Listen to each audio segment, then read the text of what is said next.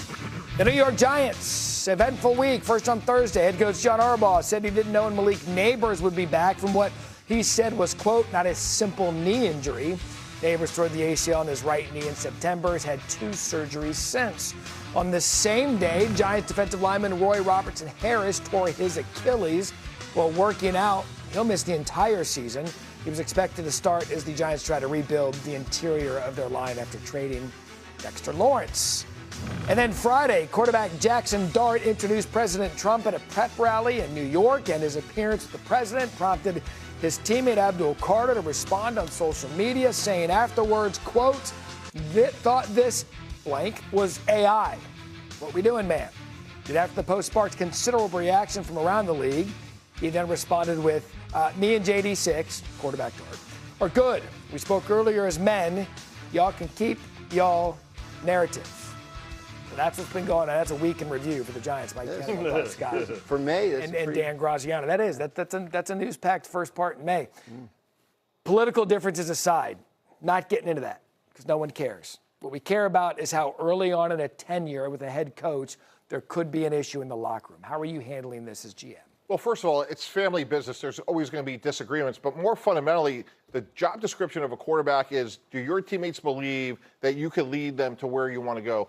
And if I'm Jackson Dart, the most disturbing number from last year is he was hit 148 times in 12 games as a starter. That is simply not sustainable. So you have to earn the trust of your teammates. It starts in the offseason, but at the end of the day, they have to believe, can this guy take us to a championship level? So, Bart, you get in the locker room, you got a new head coach, and you guys, we talked about this extensively this morning, that the foundation of a football team is in the locker room, a sanctuary that no one from the outside should see. Yeah. This is a challenge early on for Harbaugh to build that foundation in the locker room. Yeah, that's what, being a new coach and the first time, being in New York, and you're trying to cultivate a culture and build a culture of accountability, but also trust and belief in each other, right? And, guys have different political, religious affiliations and things like that. And that's the beauty of a locker room. It is a microcosm of society. Everything you have in society, you have it within that locker room, but we put all those differences aside for the betterment of the team. These are 2 young players that I think didn't handle it as a professional, right? Because if you have a problem with somebody, you speak to them. And if you're going to do something that could be seen as divisive, you want to address that before so that your teammate's not caught off guard by TMZ or somebody out that's asking, hey, did you see this? And then they have to respond to it, and sometimes it's not what you want to hear. Harbaugh has a lot on his plate because you talk about, Harbaugh's trying to bring toughness here, right? And you talk about Jackson Dart and how he has to understand how important he is and how he has to he's in concussion protocol 5 times last year. That's never good if you're going to be a franchise quarterback. But then he doubles down on it, right? And he says, hey, that's just how I play. Then he talks about toughness and what Harbaugh was talking about. Like, listen, he's talking about toughness for everybody, not you. That message isn't for you. So he has to do a better job of understanding, and these are young leaders that are going to have to develop, and we don't know who are the leaders of this team. And you think, though, potentially that something this early in the offseason, we've got 3 months till the regular season starts, something this early in the offseason could actually help Harbaugh further that culture because it has to get worked out.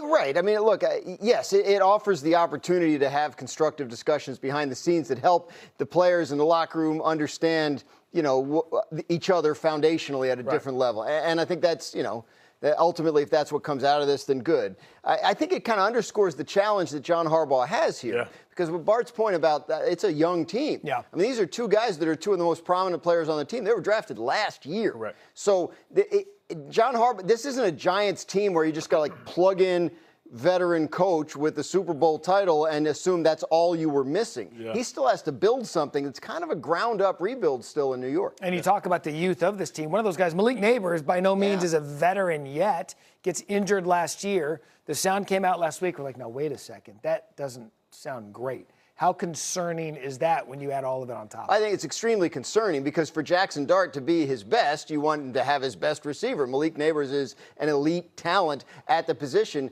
that we have seen when he's been healthy, but it doesn't sound like he's going to be healthy at the start of this season. It doesn't sound, there's questions about how effective he'll be coming off of multiple knee surgeries in the same offseason.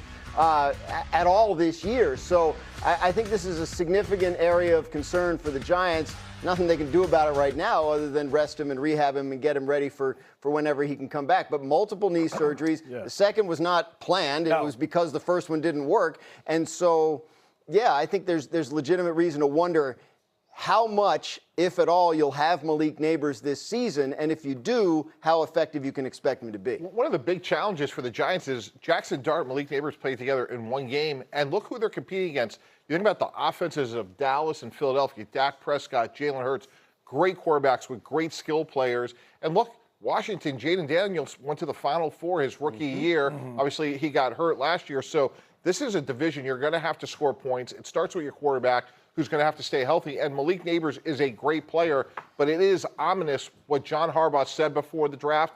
And now that he's already had a second surgery, that would be a big concern. Look, it's always going to be entertaining with any New York sports team. Yeah. The New York Giants, they gave us something in the offseason when the head coach is probably like, keep your head down, let's just get to work, and they still have a complete offseason program to get to. Coming up, just in New Jersey. Okay, let's get back to work. 20 NFL teams begin OTAs tomorrow. Time now for some Graziano.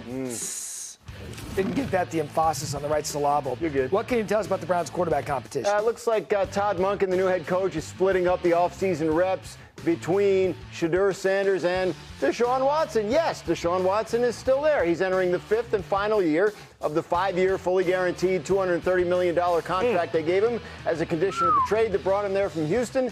He has played a grand total of 19 games over the first 4 years. But he's healthy and apparently a candidate to win the starting quarterback job in Cleveland. I love this topic because we think that maybe even IT looks skeptical. Do you think he can be Silly successful? me. I'm just looking at the facts. Okay, first of all, Deshaun Watson was a great quarterback in 2020 at 33 touchdowns and 7 interceptions. That was 6 years ago. Dan mentioned he's played 19 games. He didn't tear his Achilles tendon once, which is a catastrophic injury for quarterbacks. He did it twice. He played 7 games 2 years ago.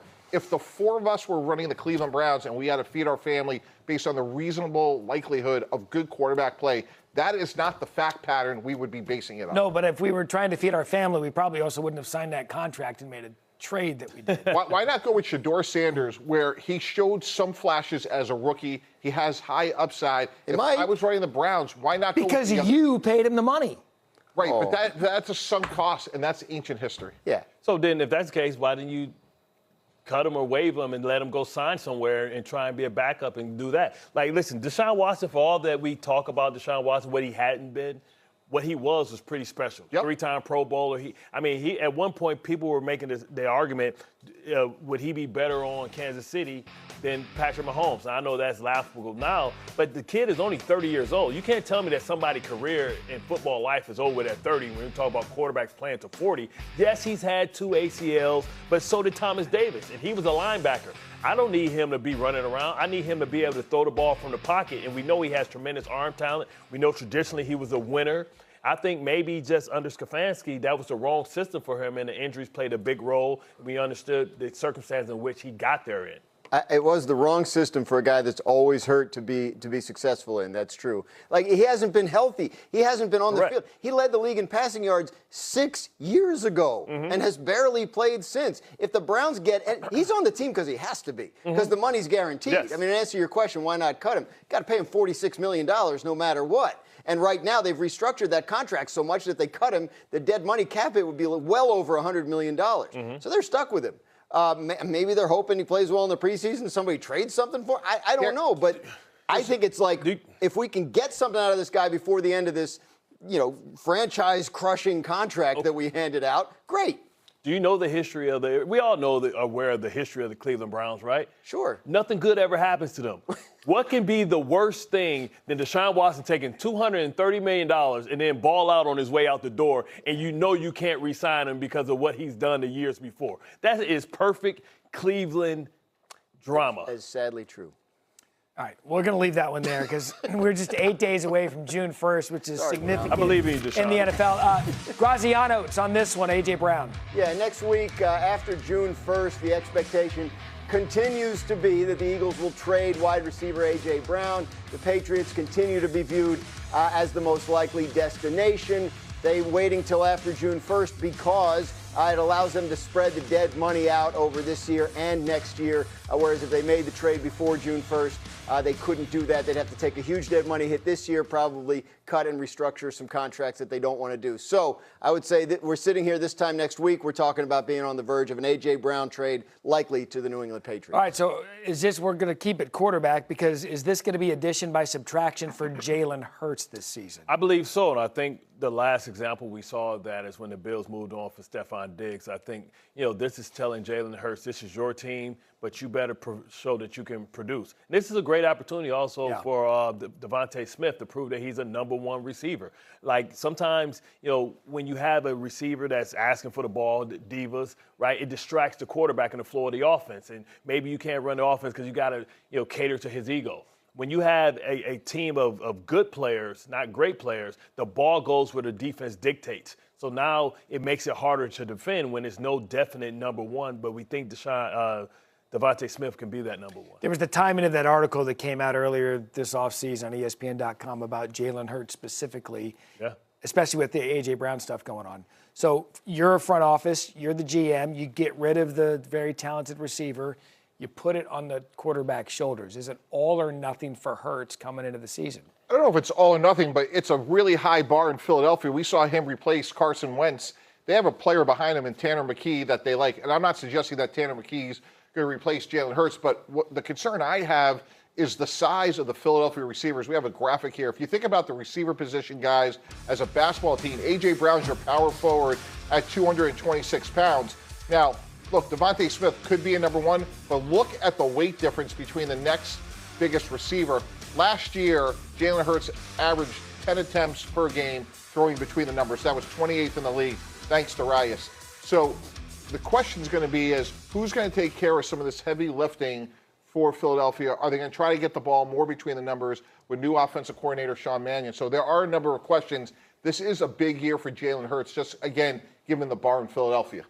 Look, he's signed for 3 more years. He's got $22 million in guaranteed money in 2027. So that feels like it locks him in. But to your point, the Eagles have a history of moving on, even from Super Bowl heroes, if they decide the time is right and it's not the right guy. So I do think there's a lot of pressure on Jalen Hurts this season. He has to learn a new offense yet again, as he always does. And yes, I think there's a big question. Devontae Smith, can he be a real number one? Physically, he doesn't profile that way. What does A.J. Brown bring back in return, though, as well? Good question. Because I think it's going to be interesting. That's something. I mean, bring back a first-round pick. And maybe something else, maybe. Right? So you look at that. It's a guy named Brandon Ayuk out there. You can, trade one problem for the next and get him on the cheap. We'll table that for the June 2nd rundown. Yeah. Right. Keep that one on hold, yeah. Coming up, Victor's vengeance. Wemby and the Spurs make a huge statement last night. Is Oklahoma City the champs? Are they now in